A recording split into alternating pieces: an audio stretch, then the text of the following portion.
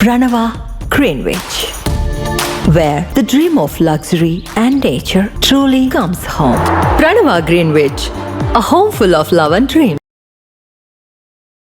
ఏ దిక్కు లేని వారికి ఆడే దిక్కని ఒక ముదక సామెత. సరిగ్గా ఆంధ్రప్రదేశ్ రాజకీయాల్లో వైసీపీ మాజీ నేత విజయసాయిరెడ్డి పరిస్థితి అలాగే తయారైనట్లు కనిపిస్తోంది. పొలిటికల్ రిటైర్మెంట్ ప్రకటించి జగన్ పార్టీకి దూరమైన సాయిరెడ్డి తిరిగి రాజకీయాల్లోకి వస్తానని ఇటీవల ప్రకటించారు. అయితే ఆయన రీ ఎంట్రీని జగన్ తీవ్రంగా వ్యతిరేకిస్తున్నట్లు ప్రచారం జరుగుతోంది. ఇటు చూస్తే ఆయన టీడీపీ జనసేనల్లోకి వచ్చే పరిస్థితి కనిపించడం లేదు. దాంతో ఆయన గత్యంతరం లేని స్థితిలో కాషాయ పార్టీ వైపు చూస్తున్నారు అన్న టాక్ వినిపిస్తోంది. త్వరలో రాజకీయ కార్యాచరణ ప్రకటిస్తానని ప్రకటించిన విజయసాయి ఆ దిశగానే వ్యూహరచన చేస్తున్నారంట. మాజీ ఎంపీ విజయసాయిరెడ్డి పొలిటీషియన్ అవతారం ఎత్తిన ఆడిటర్.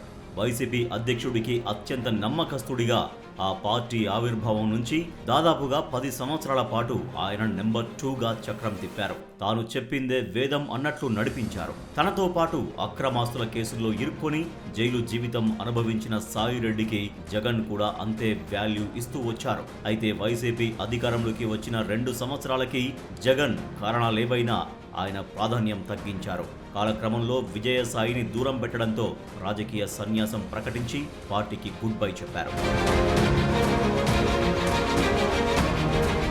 వైసీపీ ఏర్పాటు, జగన్ను సీఎం చేయడంతో పాటు అనేక అంశాల్లో విజయసాయిరెడ్డి తన వంతు పాత్ర పోషించారు. ఎలాంటి పొలిటికల్ బ్యాక్గ్రౌండ్ లేకుండా వైసీపీతో పొలిటికల్ ఎంట్రీ ఇచ్చిన సాయిరెడ్డిని 2 సార్లు జగన్ రాజ్యసభకు పంపారు. కానీ అధికారంలోకి వచ్చాక జగన్ కోటరీ ఉచ్చులో చిక్కుకున్నారని ఆరోపిస్తూ సాయిరెడ్డి పార్టీకి గుడ్ బై చెప్పారు. రెండోసారి రాజ్యసభ సభ్యత్వం ఇంకా 3 ఏళ్లు ఉండగానే ఆ పదవికి పార్టీకి రాజీనామా చేసి వ్యవసాయం చేసుకుంటానంటూ రాజకీయాలకు టెంపరరీ రిటైర్మెంట్ ప్రకటించారు. తాను ప్రలోభాలకు లొంగిపోయానని జగన్ చేసిన వ్యాఖ్యలతో సాయిరెడ్డి వైసీపీని, జగన్ కోటరీని టార్గెట్ చేయడం మొదలుపెట్టారు.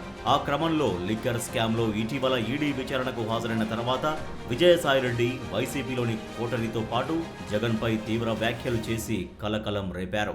రాజకీయాల నుంచి తప్పుకుంటున్నట్లు ప్రకటించిన విజయసాయిరెడ్డి ఆ నిర్ణయంపై యూ టర్న్ తీసుకున్నారు. తాను రాజకీయాల నుంచి తప్పుకోవడం లేదని, జూన్ తర్వాత తన రాజకీయ భవిష్యత్తు ప్రణాళికలను వెల్లడిస్తానని స్పష్టం చేశారు. తనను విమర్శిస్తున్న జగన్, అలాగే తనను ఇబ్బంది పెడుతున్న వారి విషయంలో తాను తట్టుకొని ముందుకు సాగాలంటే ఖచ్చితంగా రాజకీయాల్లోకి రావాలని, తాను వస్తాను అని విజయసాయిరెడ్డి స్పష్టం చేశారు.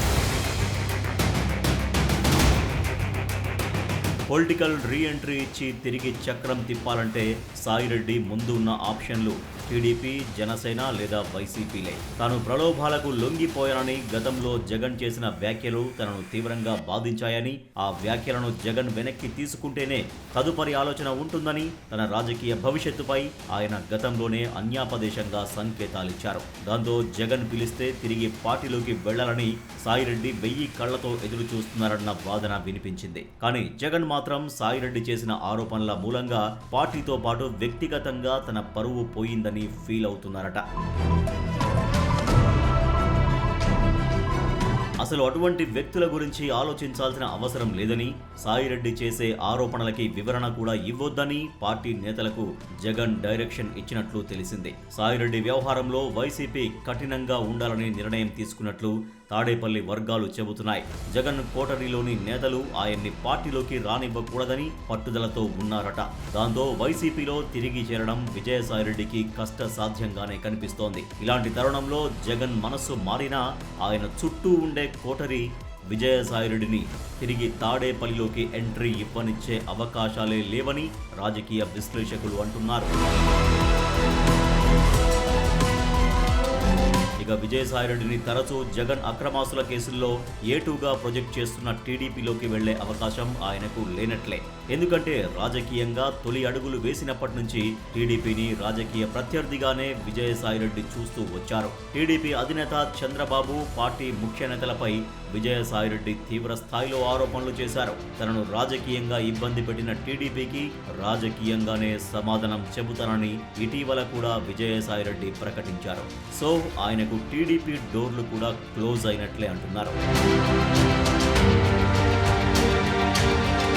రాజకీయంగా జనసేనపై డిప్యూటీ సీఎం పవన్ కళ్యాణ్ పై విజయసాయిరెడ్డి అంతగా రియాక్ట్ అయిన సందర్భాలు పెద్దగా లేవు. వైసీపీకి రాజీనామా చేసిన తర్వాత ఆయన జనసేనాని టార్గెట్ చేయలేదు. పవన్ కళ్యాణ్ విషయంలో సాయిరెడ్డికి సాఫ్ట్ కార్నర్ ఉందని పొలిటికల్ సర్కిల్స్ లో చర్చ నడుస్తుంటోంది. ఆ క్రమంలో జనసేన వైపు విజయసాయిరెడ్డి అడుగులు పడతాయన్న ఊహాగానాలు చెలరేగాయి.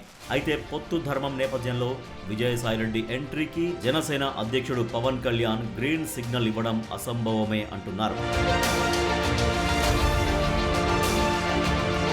ఏపీలో కాంగ్రెస్, వామపక్ష పార్టీలు, చిన్నా చితక పార్టీలు ఉన్నా గానీ రాజకీయంగా అంత ప్రభావం చేసే పరిస్థితి లేదు. దాంతో ఇక విజయసాయిరెడ్డికి బీజేపీనే ఏకైక ఆప్షన్ గా కనిపిస్తోంది. బీజేపీ ఢిల్లీ పెద్దలతో విజయసాయిరెడ్డికి మంచి సంబంధాలున్నాయి. వైసీపీ అధికారంలో ఉన్న సమయంలో రాజ్యసభ సభ్యుడిగా ఢిల్లీలో పార్టీ వ్యవహారాలన్నీ సాయిరెడ్డి చక్కబెట్టేవారు. అధికారంలో ఉన్న సమయంలో బీజేపీ పెద్దలతో సన్నిహితంగా మెలిగారు. వైసీపీకి రాజీనామా చేసినప్పుడే సాయిరెడ్డి అడుగులు బీజేపీ వైపే పడతాయని భావించారు.